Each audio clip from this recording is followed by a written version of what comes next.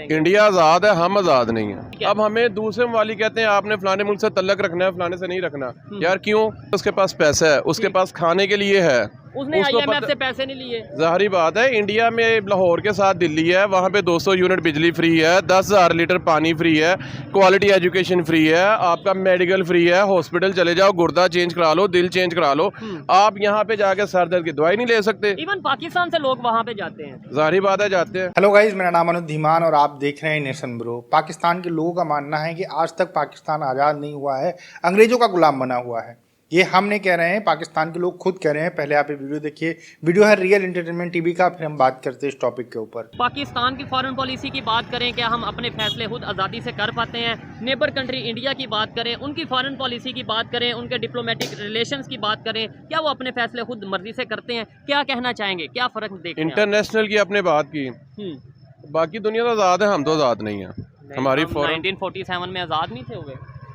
48 में जब हमने आज़ाद कश्मीर ले लिया था ना, ठीक है, हमारी ज़्यादातर आवाम को यही नहीं पता कि आज़ाद कश्मीर को आज़ाद कश्मीर क्यों कहते हैं, क्यों कहा जाता है। क्यों कहा जाता है? क्योंकि वो हमने इंडिया से लिया था। लॉर्ड माउंटबेटन ने पहले वो डिक्लेयर किया था मुसलमानों का हिस्सा, ठीक है, बाद में उसने हमें दिया नहीं था। कादम साहब ने केस कर दिया था, उन्हें पता चल गया कि यार ये मेरा केस में हल होना कोई नहीं। फिर हमारे पख्तूनों ने आर्मी की वर्दी पहन के अटैक किया था उसके ऊपर, हम अंदर चले गए थे। तब अमेरिका आ गया था एज ए यूनाइटेड नेशन, उसने कहा था आप लड़ते क्यों हो? एक यार ये मुसलमानों का एरिया हमें चाहिए, ठीक है। उसने कहा था कि जी आप ऐसा करो, लड़ो नहीं, हम कश्मीर की आवाम से पूछते हैं कि आप किधर जाना चाहते हो। तब एक करारदाद मंजूर हुई थी, करारदाद हक खुद इरादियत। आज तक कश्मीर से पूछा ही नहीं गया कि आपने जाना किधर है। हिस्ट्री की जो बात कर रहे हैं, बड़ा मजा आएगा इनसे बात करके, क्योंकि ये हमें पाकिस्तान में ऐसा हिस्ट्री नहीं पढ़ाई जाती। आप ये कह रहे हैं कि हमने 1947 में कश्मीर हमारे पास नहीं था, 1948 में हमने कब्जा किया, हमने समझ लें कि उधर जाके अटैक करके वो अपने वो किया। तभी तो आज तक इंडिया कहता है ना कि पाकिस्तान ने इंडिया कश्मीर पे कब्जा किया। ठीक है, वो 47 में नहीं था मिला। 48 में हमारी अवाम ने आर्मी के साथ मिल के वो उस पे अंदर गए थे। ठीक है, और तब एक रेजोल्यूशन पास हुई थी, वो करारदाद हक खुद इरादियत, वो आज तक नहीं हुई। अगर हरी सिंह की बात करें, महाराजा हरी सिंह, उन्होंने तो जो हमें खबर मिलती है कि उन्होंने साइन किए थे इंडिया के हक में जाके कि भाई हम इंडिया के साथ। महाराजा हरी सिंह को इशू ये था कि कश्मीर की 90+ आबादी जो है ना, वो मुसलमान थी, और वो जो हरी सिंह था वो था हिंदू। ठीक है, वो लेता था इंडिया की साइड। ठीक है, डेट्स वाई उसने उसके साथ कह दिया, ये कर दिया, और नहीं मेरिट पे तब बात नहीं थी हुई। ठीक हो गया। अगर अभी मौजूदा कंडीशन की बात करें, आज जो हमारा सवाल था कि भाई फॉरेन पॉलिसी हमारी आज़ाद है, कि जैसे इंडिया की बात करें, उनकी फॉरेन पॉलिसी हमें आज़ाद नजर आती है, क्या कहेंगे इसके ऊपर? एग्री करेंगे, डिसएग्री करेंगे? इंडिया आज़ाद है, हम आज़ाद नहीं है। हम क्यों नहीं आज़ाद? क्या वजह, मतलब किन वजूहात की वजह से? हमने अलहदा कंट्री भी बना लिया, अपने यहाँ पे गवर्नमेंट भी हमारी अपनी है, एटॉमिक पावर भी है, मतलब किस वजह से आज भी हम मोस्टली लोग, इमरान खान साहब इवन आज़ादी मार्च वो निकालते हैं, यानी 2023 में भी आज़ादी मार्च निकल रही है। हम लोग आज़ाद इसलिए नहीं है कि हमें शऊर की कमी है, अवेयरनेस की कमी। हम लोग डिग्री लेते हैं जॉब हासिल करने के लिए, हम लोग अपना दिमाग नहीं खोलते। दिमाग खोलेंगे तो हमें समझ आ जाएगी। अब हमें दूसरे वाली कहते हैं आपने फलाने मुल्क से तल्लक रखना है, फलाने से नहीं रखना। यार क्यों? हाँ, ये सिंपल सी बात है, क्यों? और जो नेबर की आज हम बात कर रहे हैं, जिक्र कर रहे हैं, वो अपनी मर्जी से, मैं पहले भी बात कर चुका हूँ कि वो जिसके साथ चाहे डील करता है। और बात बताता हूँ, माइक्रोसॉफ्ट ने एक यूनिवर्सिटी बनानी थी, पता नहीं इस तरह करके ना, सॉफ्टवेयर पार्क बनाना था। ठीक है, वो पाकिस्तान में आया प्रोजेक्ट, और पाकिस्तानी जो पॉलिटिक्स थे उन्होंने कहा हमें कमीशन क्या मिलेगा, और वो प्रोजेक्ट चला गया इंडिया। ठीक है, नोकिया का तब मोबाइल आया था, जो लोग 30+ होंगे उन्हें पता होगा, नोकिया 2100। ठीक है, उसमें एक टून थी, सारे जहां से अच्छा हिंदू से था हमारा। अच्छा, इसके ऊपर ना टून थी। तो मैंने तब सोचा यार कि ये इसका कोई जो डेवलपर है, इंजीनियर है, वो इंडियन है। क्यों? वो पढ़े थे सॉफ्टवेयर में, हम लोग पढ़े नहीं है। हम लोग क्या बनाते हैं? हम इधर बात करते हैं कि हम में जज्बा बहुत है। नो डाउट जज्बा होगा, नहीं होगा, वो एक लहदा बहस है, खाली जज्बे से काम हो जाएगा। बात सुने, एक बंदे के पास AK-47 है, आपके पास जज्बा है, और आपके पास है गुलेल। ठीक है, AK-47 वाला 10 किलोमीटर दूर या 20-50 फुट दूर बैठा हुआ है, आप गुलेल खड़े हो गए, जज्बे साथ वो दूर से ही आपको शूट कर देगा। क्यों? उसके पास एजुकेशन है। एजुकेशन, और एजुकेशन का मतलब ही टेक्नोलॉजी है। एजुकेशन का मतलब है जानना। ऐसे ही है हमारा जो दीन है ना, वो कहता है पैदा होने से लेके मरने तक किसी भी चीज को जानो, इल्म हासिल करो। जानना होता है किसी भी चीज को जानना। ऐसे ही है, इवन साइंस के बारे में आप नॉलेज लो, क्या समझते हैं ये आने वाले टाइम में बेहतरी हो सकती है, या मैं आप ऐसी सड़क पे खड़े हो के बस मेरे बात जैसे पागल और नहीं ना होंगे ठीक है, तब तक कुछ नहीं होगा। ठीक है, नहीं तो पब्लिक का ज्यादा कसूर है या गवर्नमेंट का ज्यादा कसूर है इस पोजीशन में जो हम पहुंचे? बात सीधी सी है, 5 करोड़ बंदे को 50 बंदे रूल कर रहे हैं, तो गधे तो 5 करोड़ है, ये सीधी सी बात है।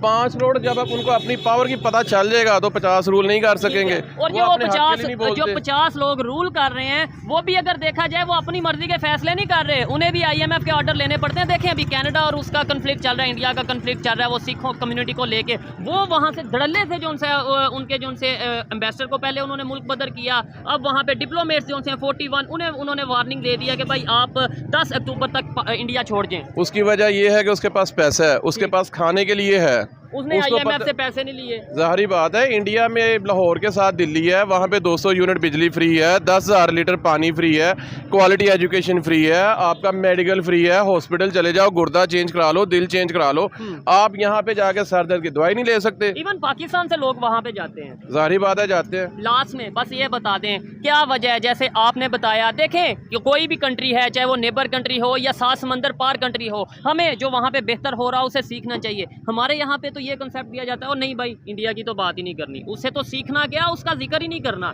तो क्या ऐसे हम आगे बढ़ पाएंगे जब हम नेबर से नहीं सीखेंगे कि वो कैसे आगे जा रहे हैं? आपने इल्म लेना है, इल्म किसी की मिरास नहीं, आप किसी से भी ले सकते हो, ये जरूरी है कि इंडिया उससे नहीं लेना, ये कौन सी बात है? ऐसे ही है।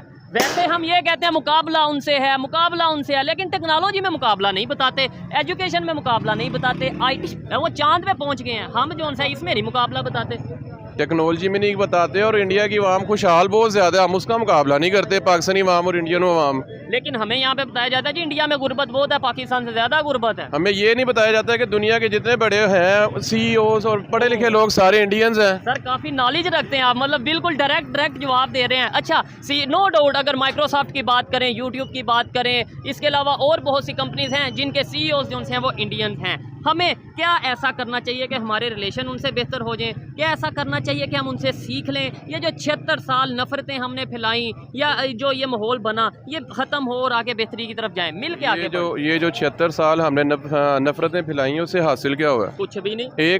और मैं समझता हूँ कि जब तक हम आवाम में जो बंदा अच्छा काम करेगा हम लोग उसको अप्रिशिएट नहीं करेंगे, हम आगे नहीं जाएंगे। ठीक है। इंडिया आगे गया है एजुकेशन बेस पे।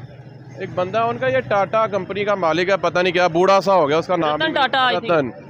उसने जो भी मैंने सुना है ना, अपनी बहुत ज़्यादा इनकम का ना बहुत ज़्यादा हिस्सा चैरिटी करता था, किसके ऊपर? एजुकेशन के ऊपर। वो अपनी नेशन को उठाना चाहता था, ठीक हो गया। उसने अपनी नेशन को उठाया एजुकेशन के ऊपर। पाकिस्तान में कितने टाइकून्स हैं, वो कितना को एजुकेशन पे काम करते हैं?